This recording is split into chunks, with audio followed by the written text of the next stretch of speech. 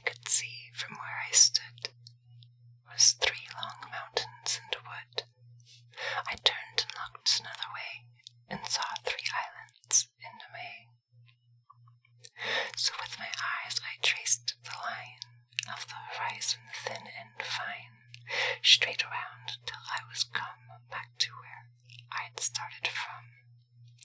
And all I saw from where I stood was 3 long mountains and a wood. Over these things I could not see. These were the things that bounded me, and I could touch them with my hand almost, I thought, from where I stand, and all at once things seemed so small, my breath came short and scarce at all. But, sure, the sky is big, I said, miles and miles above my head, so here upon my back I'll lie, and look my fill into the sky. And so I looked, and after all, the sky was not so very tall. The sky, I said, must somewhere stop, and sure enough, I see the top. The sky, I thought, is not so grand. I most could touch it with my hand, and reaching up my hand to try, I screamed to feel it touch the sky. I screamed, and lo, infinity came down and settled over me. Forced back my scream into my chest, bent back my arm upon my breast, and pressing of the undefined the definition on my mind, held up before my eyes a glass, through which my shrinking sight did pass, until it seemed I must behold immensity made manifold, whispered to me a word whose sound deafened the air for worlds around, and brought unmuffled to my ears the gossiping of friendly spheres, the creaking of the tinted sky, the ticking of eternity. I saw and heard, and knew at last the how and why of all things, past and present and forevermore, the universe cleft to the core. They opened to my probing sense that sickening I would fain pluck thence, but could not, nay, but needs must suck at the great wound, and could not pluck my lips away till I had drawn all venom out. Ah, fearful pawn! For my omniscience fate I toll in infinite remorse of soul. All sin was of my sinning all, atoning mine, and mine the gall of all regret. Mine was the weight of every brooded wrong, the hate that stood behind each envious thrust, mine every greed, mine every lust, and all the while for every grief, each suffering, I craved relief with individual desire, craved all in vain, and felt fierce fire. But 1,000 people crawl, perished with each, then mourned for all. A man was starving and come free. He moved his eyes and looked at me. I felt his gaze, I heard his moan, and I knew his hunger as my own. I saw at sea a great fog bank between 2 ships that struck and sank. 1,000 screams the heavens smote, and every scream tore through my throat. No hurt I did not feel, no death that was not mine, mine each last breath. That crying met an answering cry from the compassion that was I, all suffering mine, and mine its rod, mine pity like the pity of God. Ah, awful weight, infinity, pressed down upon the finite me, my anguished spirit like a bird, beating against my lips I heard, yet lay the weight so close about, there was no room for it without, and so beneath the weight lay I, and suffered death, but could not die. Long had I lain thus Suddenly the earth beneath gave way, and inch by inch, so great at last had grown the crushing weight. Into the earth I sank to lie, full 6 feet underground to lie, and sank no more. There is no weight can follow here, however great. From off my breast I felt it roll, and as it went my tortured soul burst forth and fled in such a gust that all about me swirled the dust.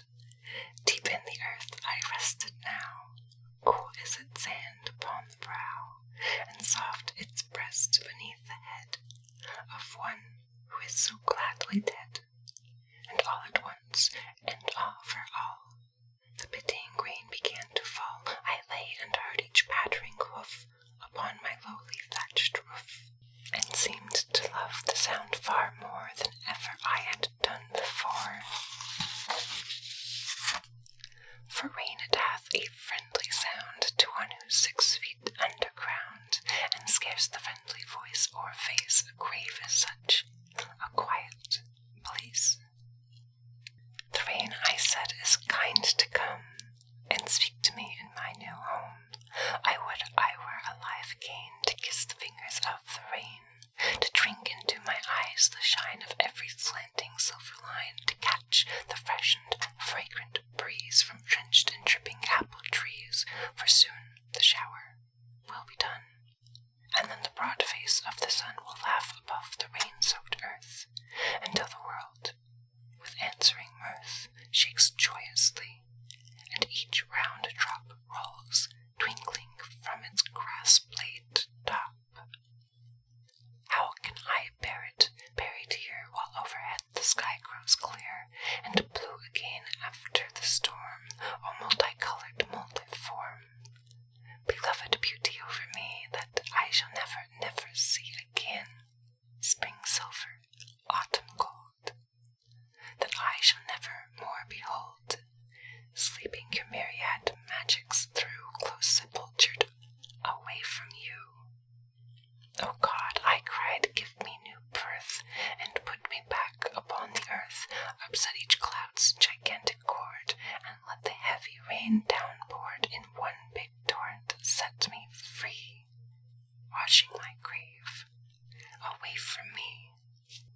I ceased, and through the breathless hush that answered me the far-off rush of herald wings came whispering, like music down the vibrant string of my ascending prayer, and crash! Before the wild wind's whistling lash, the startled storm clouds reared on high, and plunged in terror down the sky, and the big rain in one black wave fell from the sky and struck my grave. I know not how such things can be, I only know there came to me a fragrance such as never clings to aught save happy living things, a sound as some joyous elf singing sweet songs to please himself. And through and over everything a sense of glad awakening, the grass a tiptoe at my ear, whispering to me I could hear. I felt the rain's cool fingertips brushed tenderly across my lips, laid gently on my sealed sight, and all at once the heavy night fell from my eyes, and I could see a drenched and dripping apple tree, a last long line of silver rain, a sky grown clear and blue again, and as I looked, a quickening gust of wind blew up to me and thrust into my face a miracle of orchard breath, and with the smell, I know not how such things can be, I breathed my soul back into me. Ah, up then from the ground sprang I, and hailed the earth with such a cry as is not heard save from a man who has been dead and lives again. Above the trees my arms I wound, like one gone mad I hugged the ground. I raised my quivering arms on high, I laughed and laughed into the sky, till at my throat a strangling sob caught fiercely, and a great heart throb sent instant tears into my eyes. O God, I cried, no dark disguise can hereafter hide from me thy radiant identity. Thou canst not move across the grass, but my quick eyes will see thee pass, nor speak however silently, but my hushed voice will answer thee. I know the path that tells thy way. Through the cool eve of every day, God, I can push the grass apart and lay my finger on thy heart. The world stands out on either side, no wider than the heart.